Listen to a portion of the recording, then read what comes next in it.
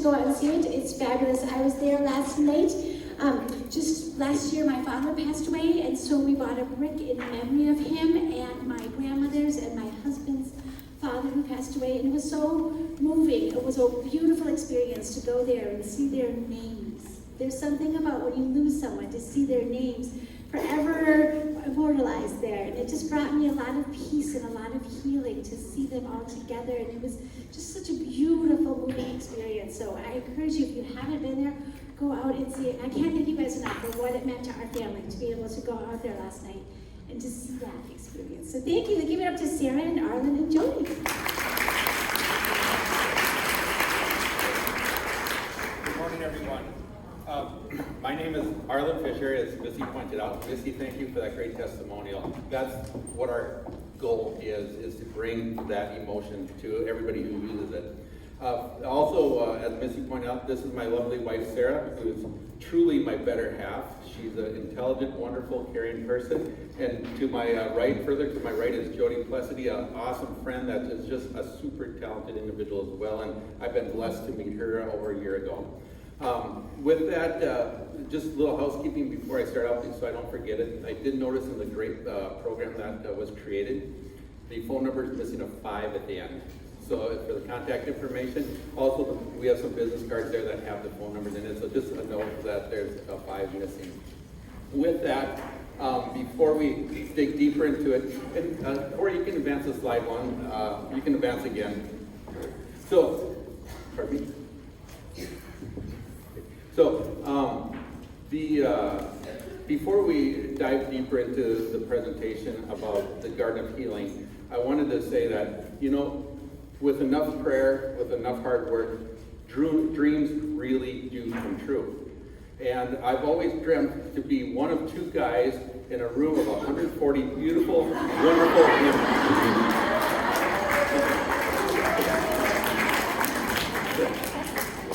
So thank you all. Next of all, we do promise to make this the most exciting, fun 2-hour presentation you've ever seen. So finally, in all seriousness, we're going to talk about the Garden of Healing, which is a mission that took place. I'm going to cover some of the details into it, and then I'm going to switch over to Jody and Sarah, and really, they're going to tell the personal story that drove us to creating the garden. And so with that, Corey, if you don't mind flipping the slide for me. You want to say, okay. Sarah wants to. Yeah, so we like to thank all of you guys. Judy's put so much hard work, and her whole team of people, I don't know, and Missy, who they all are, but just let's give a round of applause for the wonderful food and all the work that they went into. So the verse today on this card, I started crying already.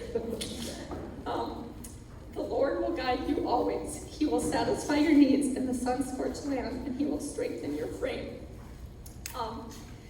Our frames are very broken, as you will learn our story, so that just spoke to me right away. You will be like a well-watered garden, like a spring whose waters never fail. And I think this is going to be our new verse for our garden.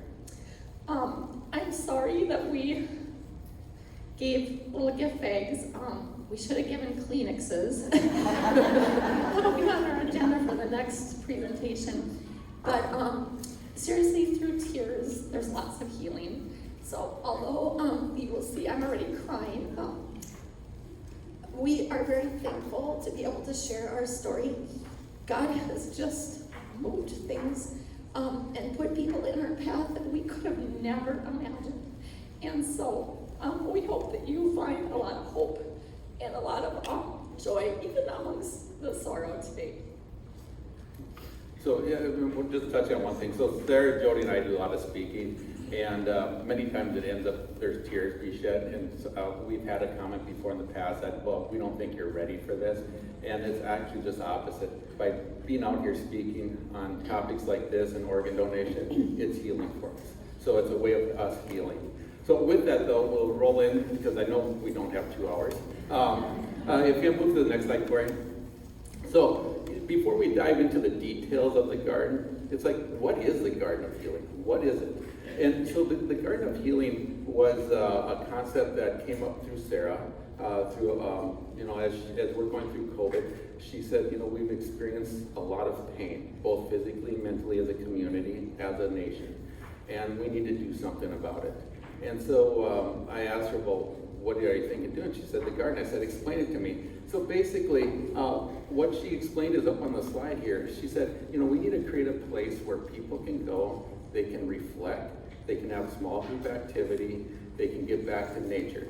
And I asked, well, kind of why nature? Well, actually, before I go to that, finish the slide off. So with that, you can see up on the top portion of the slide, we have phase 1 completed already, which Missy visited last night with us, and we're having a brick laying ceremony this afternoon for people who purchase bricks. So you're all welcome. That's at 2 o'clock today, so you're welcome to come out to that event.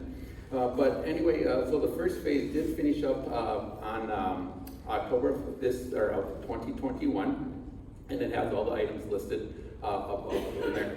And then that's when, actually during the groundbreaking ceremonies where we met Jody, and she said we needed to even do more. So we're looking at phase 2, which are the elements listed on the lower part of the slide, including many features. Instead of, the first phase is roughly 60 by 40 feet. The next phase will be about the size of a football field. And within there, there's going to be so many features such as water fire features, there's going to be a labyrinth, there's going to be a medicine wheel, there's going to be, actually in a thing lead up to it, I'm going to mention this too, there's going to be some resemblance of a phone or phone booth. Now, I'm going to wait till the end because you're going to see a video on this. And you'll see the power of what that is. So with it's really a park that's going to provide a bunch of natural nature elements. So with that, Corey, if you move to the next slide. Why are we focusing on nature? Well, nature has been proven to be a healing element to the human body, both physically and mentally. So with that, we thought, well, what better way to do that than to come up with the Garden of Healing? Now, rolling back to an earlier comment I mentioned, Sarah is the one who came up with the idea. And I remember her telling me this, and I said, I love the idea. But I wasn't sure of who else would love it. So I honestly said to her, I love the idea, but who's going to care? And the interesting thing is that as we dug deeper into this, we started working with the Fargo Park District, Dave Leaker's team, and we invited them to a meeting. And about 45 minutes into the meeting, all of a sudden Dave said, we need to have another meeting. And I thought, wow, they actually want to come again. They're actually pushing us to do another meeting. So we did more and more meetings. Finally we met, so I looked at Sarah and said, wow, they're engaged, that sounds good. Then we went through the whole Fargo Park Board Planning Commission, and the whole commission approved it unanimously. And when we're sitting there, because I've never done anything like this before, when we're sitting at the meeting, there's other people that went ahead of us, and the questions they got, I looked at Sarah and said, we're dead here. I mean, they're gonna crucify us with the number of questions they're gonna have. We had one question, and the one question was from one of the commissioners said, is the area big enough? And it was just like, wow. So then all of a sudden it's like, wow, with the commission's on board, and I guess more people do care. Next thing is Sarah reaches out to the 5 mayors in the area. All 5 mayors sign up, or they'll send a representative to be at the groundbreaking. The Governor Burgum shows up, and I'm thinking, wow, to get all these people to come out of their busy schedule to this event is just amazing. And again, I've never done a groundbreaking before, and we had 250 people show up. And I remember reaching out to or talking to a different group of people and said, is this successful? Because 250 successful? And they said, oh, absolutely. You're lucky to get 5 or 50 people show up to a groundbreaking. So we did that, and then we, fast forward to the fall, we did the grand opening. We had another 300 people show up for the grand opening. And since then, I don't know, how many bricks have we sold? You guys know? A couple hundred. Yeah, so there's, a couple hundred bricks that are sold, and we'll be explaining a little bit more about that as well. So with that, it gives you kind of a little rundown of why we did the garden. And, a quick story before we jump to the next slide. I told you about how people showed up. Now, how did people use it, and what did the impact is? Well, last night I was fortunate to see Missy and her family react. And that was just amazing. It was so heartwarming to me to see what effect it had with him. But also, there's another situation where we were picking up all the construction material because we put a lot of labor in between the three of us, as well as we contract a lot out. And we're picking up our tools, and one night, it was, I don't know, 8:30, 9 at night, we look across at the garden, and there's a lady in there. And at first I thought she was having maybe some health issues, because it didn't look right. So we quickly, all three of us, go over there, look, and she is sitting there and she's crying. I'm thinking, oh my gosh, what's going on? And we asked her, you know, what can we help with? She goes, nothing, I see the brick of my son. And it just brought us to tears. It was just a moving event. So with that, Corey, if you mind going to the next slide. Well, I'm gonna roll over now to Jody and Sarah so they can tell you the personal journey of how we got here.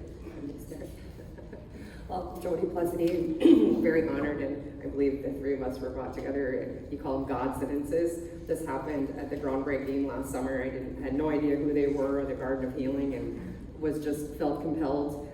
My aunt had sent me multiple text messages that day where it was almost annoying, where you need to go to this event, and it literally was driving by and saw all the cars and stopped and got to listen to Sarah and Arlen's story, and I was so moved that when I was standing there, I knew I was being called to be a part of that garden somehow, or to leave a legacy for my 4 lost children. And we arranged a meeting, and we had lunch, and the three of us were talking, and I kind of was talking a little bit about my story. I just gone through a life change and a lot of healing myself, and was given a second chance at life, and kind of described some of the things in one of the parks where I was at. And Sarah and Arlen were like, well, you're the co-founder of Phase 2. And that's how that conversation ended. And I was like, okay, I don't know how to build a garden, but you know, let's do it. So basically took that, and now we're working on the Phase 2 design, and I'm just super honored, and I didn't really know. The crazy part is I did not know that I needed more healing. This was 8 years ago, with the loss of my last son, Andy, and it brought about the healing that I needed. And so it's really cool to be a part of that. So with that, we've really bonded and become really good friends, and kind of on this mission to just help others in the community who are suffering. And I'm very, very honored to be a part of it. So, and to drive this mission forward. And Sarah, I don't know if you want to talk a little bit about Cameron, or? Yeah, so the other thing that Jody didn't realize, so I'll tell you after Cameron's story, but we had another connection that we just didn't know. So on the night of June 28th, 2018, I got a call that no mother would ever want to get. Your son's been in a car accident. And I work at Sanford, so no big deal, right? Broken arm, broken leg. Well, you see, Cameron suffered a fatal brain injury. And I believe that God saved him so that he could save others. We prayed. I think we had every pastor in Fargo had it at the hospital, including Hope South. But you see, it wasn't God's plan for Cameron to be here. And that's hard for a mom. But he has helped save over 124 people so far. He was an organ donor, and we donated his whole entire body. He helped a 30-year-old man from Iowa, saved his life with his heart. Only 2% of people can donate your heart. Most people die of cardiac arrest. So this young man has become part of our family, and he helped a young lady with 5 children in Illinois who was being read her last rites the night that Cameron donated. And he helped a 57-year-old grandma in Iowa as well. And so we're very proud of Cameron. At the hospital, I said, everyone, please bring a cross. So Sanford gave us a whole entire room. We had so many people there. Cameron was 22 years old, and if you know Cameron, he jumped motorcycles. Anything that was fast and loud, that was Cameron. And so as a mom, I worried about something like that happening, you know. But people brought crosses of every kind. Little kids put together sticks and made crosses, and their parents brought them up. And you know, of probably the 200 crosses that were brought up there, not one was the same. Just like how God makes us all so different. So Crosses for Cameron was founded out of that. And so Cameron was an organ donor. As I was talking to Jody, she had 2 miscarriages, and then she had a son that was born at 20 weeks, and he was a stillborn death. But her last son, Ernie, he was actually born down at university. He had the worst form of spina bifida that they had ever found. And they said, will you please come down here, and we would like to use his body to help others. And Jody was gracious enough to do that. So he actually was a donor as well. And she hadn't even realized that he was. I didn't really until Sarah pointed it out. Yeah, so he was a hero too, because who knows all the people that he probably has saved from spina bifida because they were able to find some research on him. So with that, we started speaking about organ donation, and we started telling people, please check the box, because you don't know if you're going to be that one that's going to need that heart or that liver or that kidney or something. And there's a lot of myths out there about organ donation. Well, in 2020, everything came to a halt. We didn't have these gatherings. We weren't able to go into the schools where we normally talk to, I don't know, it must be thousands of kids now. And so I said, how about if we make some rocks? Because I've seen these rock clubs, and people love finding rocks. So to date, we've made over 23,000 rocks, and I know this because Arlen has to order all the bags from Walmart. And my mom, who's here, is one of my great rock painters. But the rocks have really been a blessing to so many people, and you wouldn't think, like, a rock, really? Like, how is that going to touch someone? Well, I'm from Alexandria, Minnesota, and I have a really good high school friend who is all over this project. And she was going to deliver some Meals on Wheels one day, and she was going out to Glenwood, which is a little sub-town of Alexandria. And there's this beautiful outlook. It's probably one of the only places where it's not flat everywhere like North Dakota. And she said, I was going to leave one of your rocks there, and I totally forgot. I was in a hurry. But God said, go put that rock there. And so she did, and I always post when people find them. And she saw my post, and she called me right away, and she goes, oh my gosh, I almost didn't put that rock there.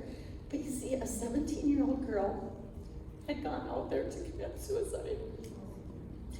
And she saw Cameron's rock. And she messaged me in a private message, and she said, I read Cameron's story, and I want you to know I went and got help. So with that, I do have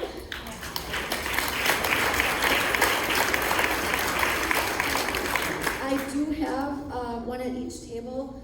It tells Cameron's story, but on the back it's a pay it forward card. And so people have done many, many great things with the rock, and they always tell me what they do. It can go anywhere you leave them. You just lay it down, and people come and find it and instruct it. I do have boxes of them over there. If you guys are going anywhere, someone going on a trip, please come and get more and find us afterwards. But the Rock campaign has been a great way to connect with people too who have lost others. And back to the Garden of Healing, so when we started talking, at first obviously Sarah and Arlen are fully immersed in organ donation, and the more we discussed it, we're like, this garden needs to be a place for all types of healing. There's just so much suffering in our world that we need a safe place for people to go to just meditate or pray and sit in the peace of nature or connect with others. That's the other thing when we're at the garden. There's always people kind of flocking in and talking or sitting. It's a really cool place to come together or just sit and be alone too. And that's the hopes of our having the garden, is we want to have a lot of these private little sitting areas too, to just go sit in quiet and reflect and think. And we said, this has to be a place for, organ donors, recipients, cancer survivors, people who've just maybe had a positive life change. You can leave a positive message on a brick. It doesn't need to be somebody that's been lost. This is also a place for life and living. So that's what we want this garden to mean to the people in the community, is that it's everyone coming together, whatever type of healing you need, or maybe you've gone through that healing, like myself. And I just left a positive message, athlete, a life on a brick, in my name, because that was kind of my motto when I started down my healing path. And I'm very grateful to be in this place in my life with these two, and we feel strongly we have to raise all of the funds that we need for this project, and we believe that God will bring it to us because He's put us in this position, and even in front of you ladies today. So I think we're definitely going to make that happen. So yeah, well, to date, we've, for phase one, between financial donations, in-kind donations, and labor, we've acquired $97,000 to build the first phase. So I think we can get that to the 1.1 million that we need. But one thing before we jump off this, I want to make a comment. It's about Sarah's story about the rock and the young lady. I've never thought something as small as a rock could change a life. So just think of that. Maybe a smile you give someone one day will change their lives. So anyway, with that, if you want to roll to the next slide. Did we get on the organizations or anything? Well, Sarah crosses for Cameron, and then the other thing that brought us together, so when I had reached out and we had lunch to talk about how I could be a part of the garden, I had already had a nonprofit People's Rising Academy in play, and that was stemmed from my life change, where Dr. Miles Brooks and I help people who've been through a lot of traumatic life events heal through that trauma, and it's a more holistic based program. And that's much how I was healed, so that's kind of where the mission started from. And so when I started telling to Sarah, she's like, well, that needs to be a part of the garden. This is like another extension of healing process, where if people need not just the garden in nature, but maybe they need a little more. And that was another light bulb where Sarah, I was like, you're right. So here we are, two nonprofits, both from, just amazing meanings, coming together to build this garden of healing. And our motto is kind of, we're rooted in health. So how cool is that God's brought this together, and here we are, and just kind of following that mission. So very honored for that too. Next slide. So I mentioned in May of 2021, we broke ground of the Garden of Healing. So you can see the upper right-hand picture is the outline where they're starting to cut out the sod. And put into this perspective, where is this? This is located north of 32nd Avenue South in Fargo, but to the east of the Shields Arena. So there's a park there called the Urban Plains Park, which the Fargo Park District has given us usage, not the land. They did not give us the land, but they gave us usage of the land to improve it. And that's where the first phase is built. So you'll see on that park, they also have gazebos, they have picnic areas, they have playground areas. So it's a nice park with lots of parking. And even if we have too big of an event, we can flow over into the Shields Arena as well, because that's part of the Fargo Park District's property. So if you go to the next, actually back up one. So you can see on the lower right-hand picture are the bricks that people have bought, some of them. And there's still a lot more room to place a lot more bricks. So and you can see Bible verses to different people's names and so on. The next slide. So the fun thing about this, and most people won't know it, and neither Sarah or I are wearing our shirts, our Cross for Cameron shirt today, but the actual design incorporated a cross, which actually incorporated our organization, Cross for Cameron's logo. And so when you're from above, you can actually see the logo in the design. And it's so nice to be able to have that cross symbol in there as well. I think we have an overhead of that too. Yep. So next slide. So to the left-hand picture is some bubblers. Those are water bubblers. The water comes up in the middle and trickles down, because we wanted the noise of water to be in the first phase as well, to create the soothingness. And you can see the mulch, and you can see we have over 210 plants in the garden. Well, it depends. The bunnies ate a few of them this year. Yeah, how many pounds of mulch are that we placed? So the city of Fargo donated us 10,000 pounds of mulch. So it was, and we just came out, a bunch of volunteers came out, took it, and moved it all in for us, which was great. So next slide. So here's a viewpoint looking towards the Shields Arena of the garden, and you see the bubblers there. This one here was taken before the flagpole's in there, so we do have a flagpole in there now as well. Next slide. Here's a rendering of what this park looked like, or what it was going to look like, or the garden. And then the next slide shows what it actually looks like from above. Yeah. So, and again, that's missing the flagpole. There is a flagpole there now. And Shy West helped us design the flower design. There's over 210 pollinating plants. And the Fargo Garden Society too has been instrumental in helping us plant. And so hopefully it brings a lot of different variations of birds and butterflies to the Fargo area. And I have to be so thankful for those organizations, because when it comes to planting, the only thing I know is the green side comes up. Okay, next slide. So this is, when we talked about the footprint of phase 1 and phase 2, you can see the footprint of phase 1, it's roughly 40 by 60. The phase 2 is everything south of that gazebo. That's about the size of a football field, so that's what we want to develop. And one of the things that we're envisioning is that on the south side where 32nd is, there's more traffic, more noise, and it kind of takes away from that reflection feeling. So one of the ideas or concepts is on the, it'd be the southwest corner, we'd have a fountain, but then leading to the east to the retention pond, we'd have a brook. And that brook then would go underneath, or the piping would go underneath the sidewalk to get to the retention pond, so we could recirculate the water and have it flow all the way down. And actually, that was an idea of the Fargo Park District. They said this would be awesome because you'd help us recirculate the water as well. And for us, it's awesome because it's a free water source. Yep. So Water's very relaxing. yeah. So they kind of mound up the area, have some bigger trees there, just to kind of create more of a shelter from 32nd Avenue. So with the next slide, Corey. And I'm going to switch over to Jody and let her talk about phase 2 then. So this was an initial kind of plan. So Dr. Miles Brooks, I had gone to him. He's a good friend of mine and part of my organization. I was excited when I met Sarah and Arlen, and I said, we have to do this. 2 days later, he came back to me with a drawing, and that was exactly what I had thought in my head. It was incredible, honestly. So this was kind of the first layout. So phase 1 there is what you see, and then phase 2 was kind of, we want medicine wheel, we want to have a labyrinth, like prayer wheel, yin and yang, just a bunch of beautiful garden area and spaces to go sit, and sitting rocks and bird feeders, and we want to have like eternal burning flames throughout the garden. That's the other thing we want. I mean, how beautiful would that be at night, where the flames just like light up the walkway? And to just go and be able to sit there, even 365 days a year, mind you, we want this to be open in the winter too, just because we all need to get outside, and winter is probably the time when we really need to be outside the most. So we want to have a safe, lit up, well-lit environment, and we want to have music throughout the garden as well. There was a park in Edina, Minnesota, Centennial Lakes Park, and they had little music pods kind of hidden throughout the entire walkway of the garden area, and then it just kind of played this really peaceful music like all the time. So how cool would that be? So one quick note, when Jody talked about flames light the walkway, you should saw the faces of the Park District people like, oh no. flames burning, they're like worried.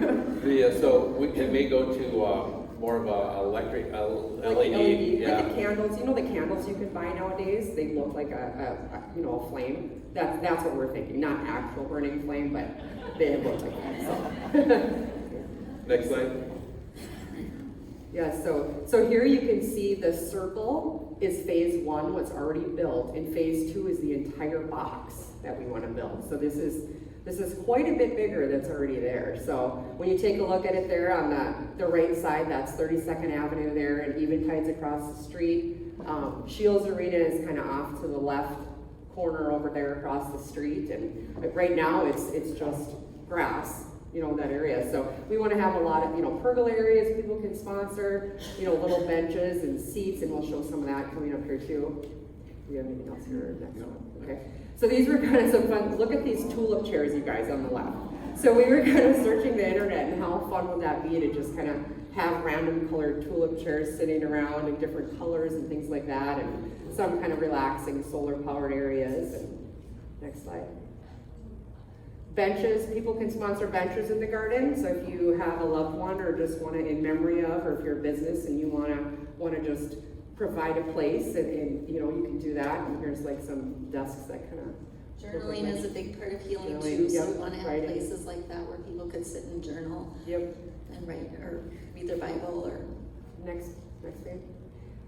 Here's some, so we already have a bunch of sitting rocks, and if you haven't been to phase 1 yet, if you go out there, you'll see there's a lot of large boulders, which were actually donated by my dad, Richard Plessity, and he's an excavator and lives by Valley City area, and that's kind of where I grew up. And had a lot of farmers who, you know, when you go to buy these rocks at the landscape company, you guys can imagine how much they cost. Well, here he brought this whole dump truck load of rocks that farmers are just willing, get them out of my field, you know? And so he handpicked all of these, so it was kind of cool. I grew up in western North Dakota, and I had to haul a lot of rocks off the fields.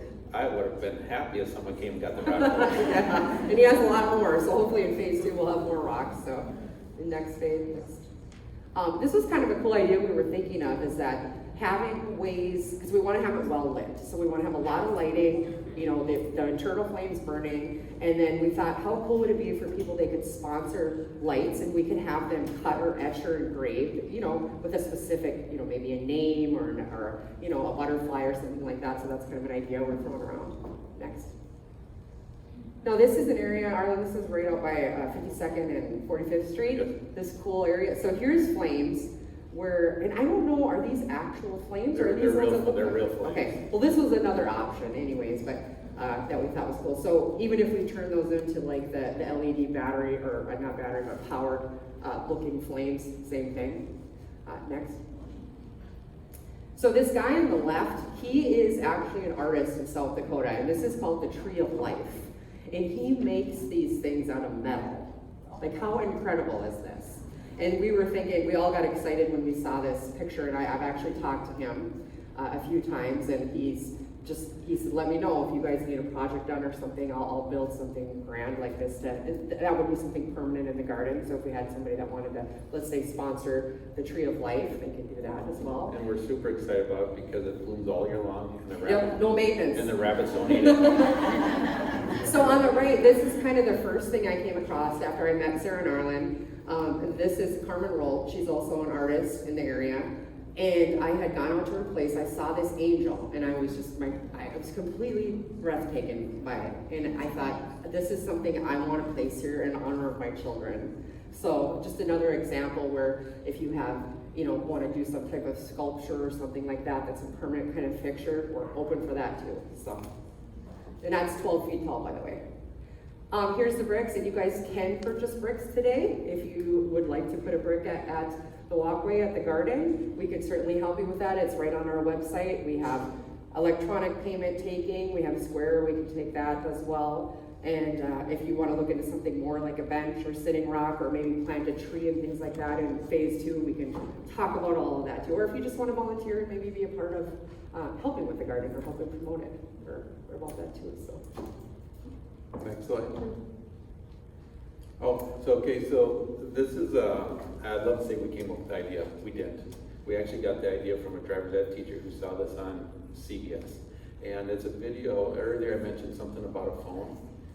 Let's just roll the video, Corey, and they can see the impact of this. Enter one more time. It's often our first reaction when someone is missing. We pick up the phone and try to connect. Lee Cowan explores the healing power of a long-distance call.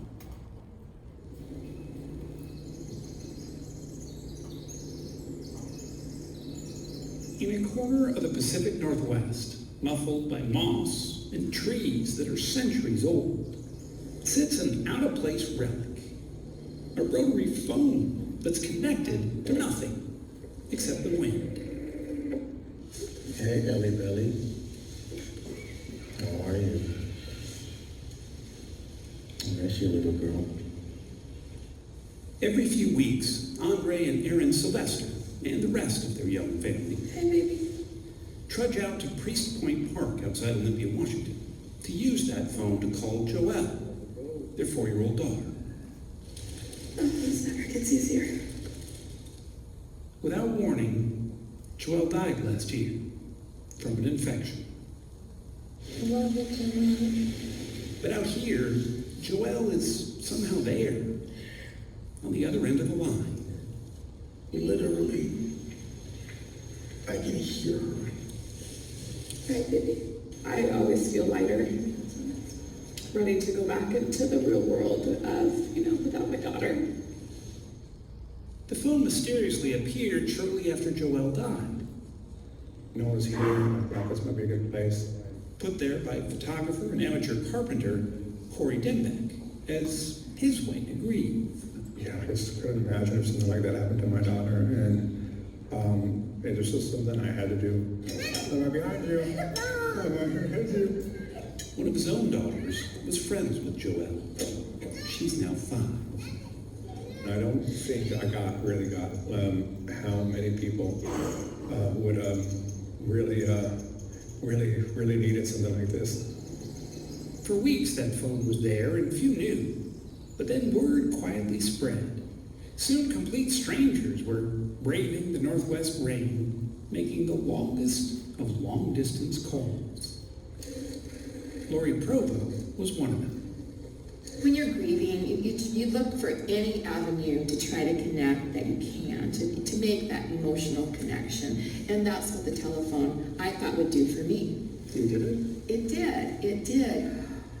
And Tyler, it's Mom. She lost her 27-year-old son, Tyler, last year. I'll be back to talk to you again. Of course, it's very emotional. As soon as you pick up the phone, the tears flow. And I've been out here several times, and it's been the same experience every time. I have Kleenex in my pocket. You can't explain why the emotions are flowing as soon as you pick up that phone, but they do. The desire to connect with lost loved ones is universal, especially when the end comes so fast. 2011, in the wake of Japan's devastating tsunami, survivors started flocking to this small phone booth high on a hill, put there months earlier by a man who just wanted to talk to his cousin who had died of cancer. もしもし、兄ちゃん、今元気？僕さ、3学期ポスターも4年生やるよ。早いでしょ。来年2年生になるからね。 For all the lost souls, the sea never returned. That phone of the wind became one of the few places to offer a kind of inexplicable solace.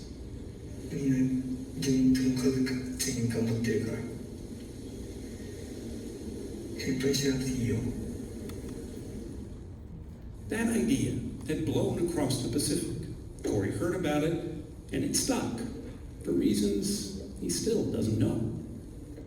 I just thought that it would be perfect for now, and as far as I know, there wasn't, at the time, wasn't one that I knew of in the United States. Much to his surprise, that old phone helped Corey, too.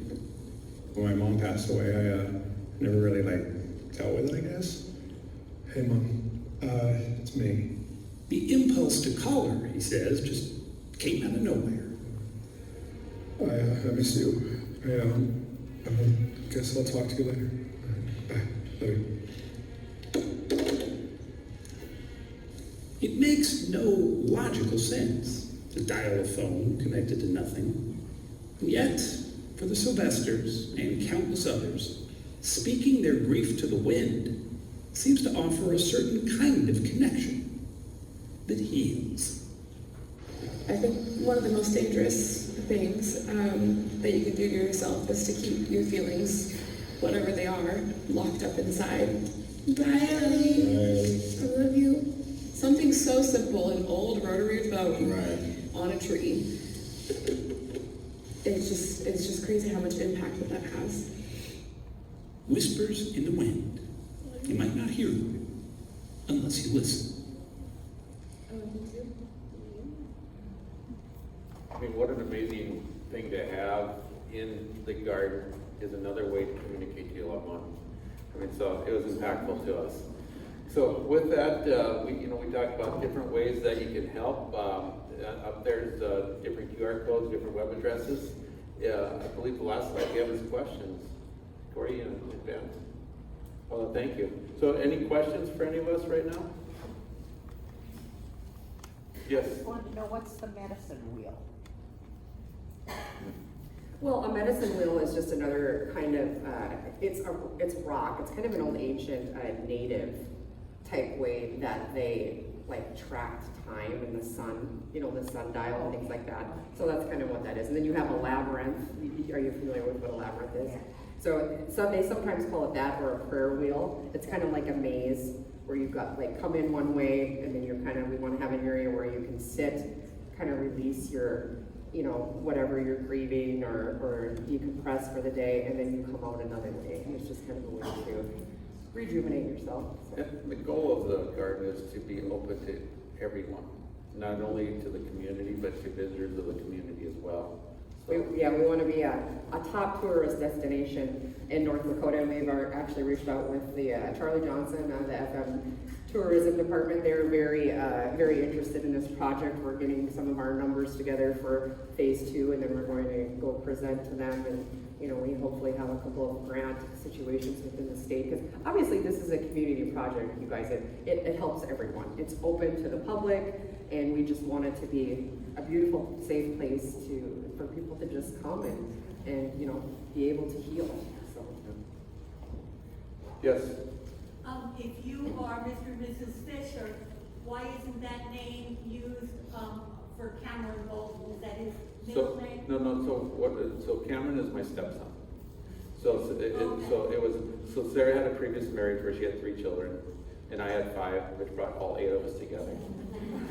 You thought the Brady Bunch was great. No, we're beyond that.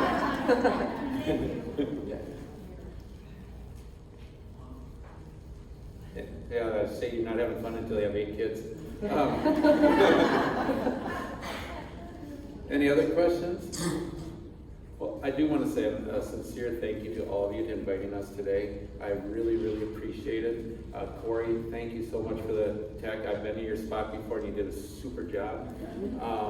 And with that, if you ever, I guess the last thing is, if you ever have a group that wants to learn more about organ donation, we do about a 60-minute presentation on organ donation. Thank you all.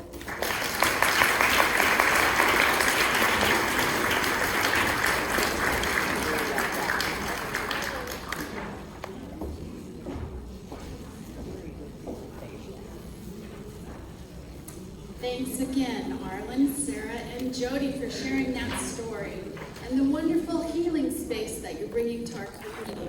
I hope we'll